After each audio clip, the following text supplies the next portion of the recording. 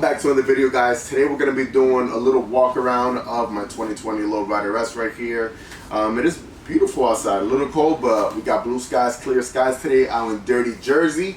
So we're going to get on the bike, turn it on, go outside and give you guys some cinematic views of everything. Hope you enjoy it. If you have any questions, drop the comments down below. And if you're wondering why I haven't done the riding review on the fairing, is because my GoPro, the lens cover broke last week. I already ordered it, should be coming in tomorrow. So once I get that in, we're gonna get on the bike, we're gonna take it for a ride around the highway, around town, see how the wind deflection works on the windscreen, and give you guys an in-depth review of what I think about the fairing, the looks, and the mechanism of it. I also had a little issue which I want to share with you guys, but that's going to be in the next video, so tune in. That should be up in a few days.